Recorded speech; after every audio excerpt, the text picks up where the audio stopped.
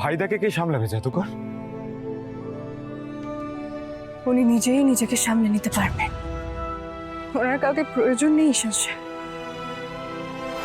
ঈশা, কি হয়েছে? তুমি এত রেগে আছো কেন? কাল পর্যন্ত জাদুকরের গ্রামের বাড়ি মেরামত করার কথা মনে পড়েনি, আজ হঠাৎ মনে পড়লো। কেউ বুঝতেই চাইছে না যে জাদুকর অজুহাত দিচ্ছে এই বাড়ি থেকে চলে যাওয়ার জন্য। ভাইদাও আটকাচ্ছে না। জাদুকরের সাথে কিন্তু এটা এটা একদম ঠিক হচ্ছে না। আচ্ছা ঈশান, তুমি এত কেন ভাবছো বলো তো? ও তোর বাড়ি ঠিক করাতে যাচ্ছে, এতে ভুল ঠিক কি হলো? হলো, অনেক কিছু হলো অনু, তুমি সেটা বুঝবে না। আর যার বোঝার কথা সেই বুঝছে না। ভালো লাগছে না। তুমি না এত কথায় কথায় মুড অফ করো না। যে কোনো পরিস্থিতিকে অ্যাকসেপ্ট করতে শেখো, বুঝেছো? শোনো অনু, ব্রেকফাস্ট করে না আমার অনেক পেট ভরে গেছে। তোমার এই জ্ঞান শুনে আর পেট ভরাতে চাই না।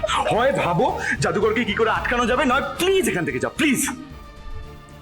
অনুশ্রী, কুসুম, এই তো কুসুম এসে গেছে। এবার বলো তুমি কি কি বলছিলে, বলো। জাদুকরকে জিজ্ঞেস করো ও আজই কেন গ্রামে যাচ্ছে। আমি জানি সবটাই বাহানা। আর জিজ্ঞেস করো যে জাদুকর এ বাড়িতে কবে ফিরবে। ওকে জিজ্ঞেস করার কিচ্ছু নেই। আমি জানি যে কুসুম আমাদের ছেড়ে খুব বেশি দিন থাকতেই পারবে না, তাই তো কুসুম?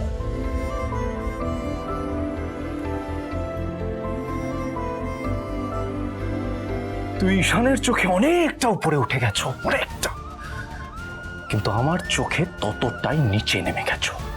তোমার তোমার ছল চাতুরিতে বাঁচানো ওই লোগো না আমি চাই না। আমি লোগো বদলে দেব। তুমি আমার সাথে যে বিশ্বাসঘাতকতাটা করলে কুসুম, সেটা আমি কোনোদিনও ভুলতে পারবো না। কেউ না পারলেও ছোট সাহেব আমার থেকে দূরে থাকতে পারবে। আমি জানি এবার থেকে ওনার আর কোনো কষ্ট হবে না। কুসুম, তুমি কি ভাবছো? কিছু না অনুশ্রী, এটা না আমাকে দেবীমা দিয়েছিলেন। এর মধ্যে স্কুলের সব তথ্য আছে, তুমি একবার ভালো করে দেখে নি কেমন।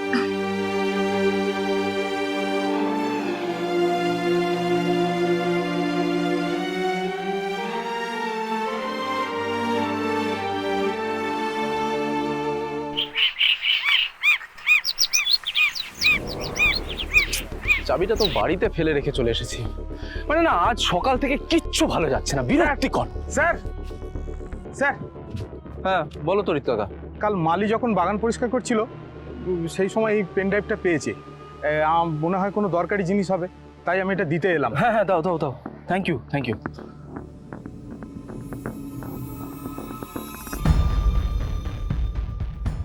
এই স্কুল আর অনাথ আশ্রমের সমস্ত ডিটেলস এটার মধ্যে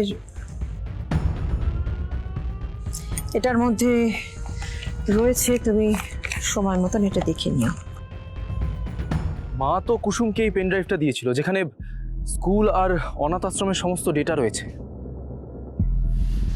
মা কুসুমকে ভরসা করে এই দায়িত্বটা দিয়েছে, আর কুসুম এটা বাগানে ফেলে রেখে চলে গেল। মানে আমি বুঝতে পারছি না ও দিন দিন কেন এতটা দায়িত্বজ্ঞানহীন হয়ে যাচ্ছে।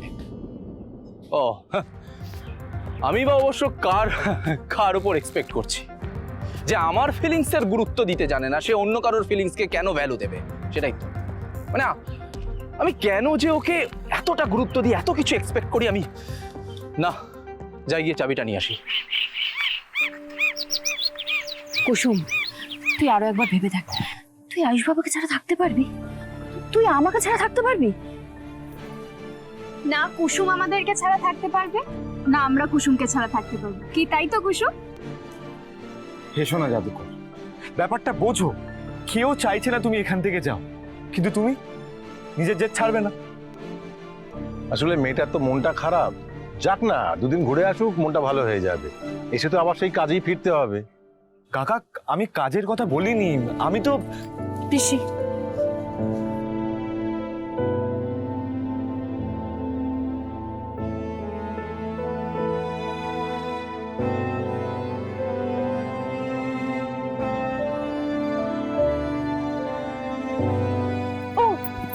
অনুশ্রী, আজকে না স্কুল আর অনাথ আশ্রমের ওই মিটিং আছে, তো দেবীমা বলেছিলেন ছোট সাহেবকে একবার সবটা দেখিয়ে দিতে। তুমি একবার বলে দিও ছোট সাহেবকে, কেমন? জাদুকর, তুমি প্রথম কোনো দায়িত্ব অসম্পূর্ণ রেখে যাচ্ছ।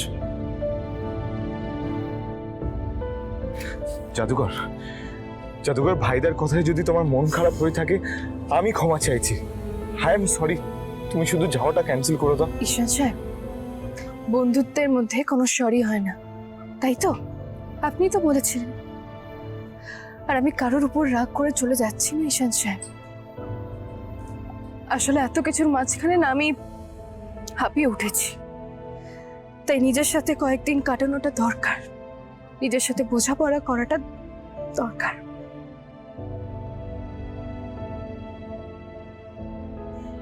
অনুশ্রী, তুমি বড় সাহেবকে সময় মতো ওষুধ দিয়ে দিও, কেমন?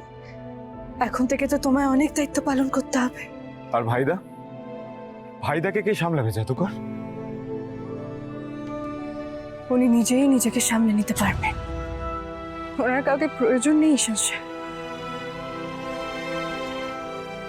উনি একাই 100। কুসুম, কিচ্ছু পারবে না ভাইদা। তুমি না তৈরি থেকো, সকাল থেকে সন্ধে অবধি ভাইদার যে কটা ফোন আসবে তোমার কাছে তুমি শুধু দেখতে পাবে।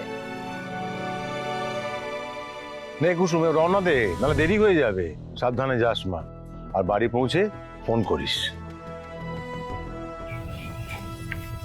কুসুম, তুই আবার ফিরে আসবি তো? কি হলি কুসুম, তুমি চুপ করে আছো কেন? উত্তর দাও। ভাগ্যে থাকলে আমি নিশ্চয়ই ফিরবো।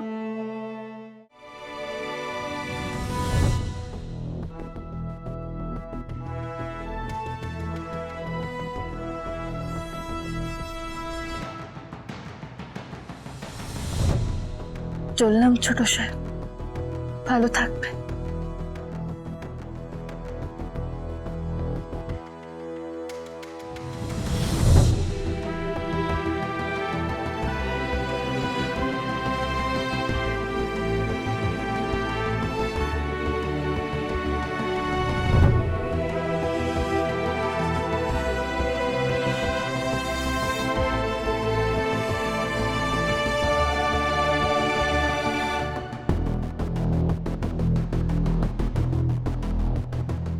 চাবিটা রাখলাম কোথায়?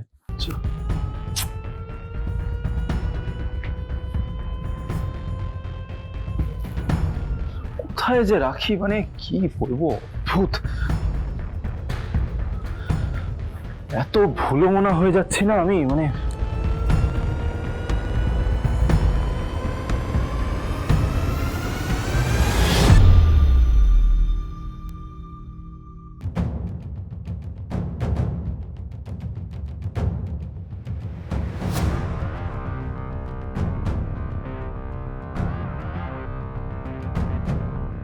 এটা আপনার উপহার।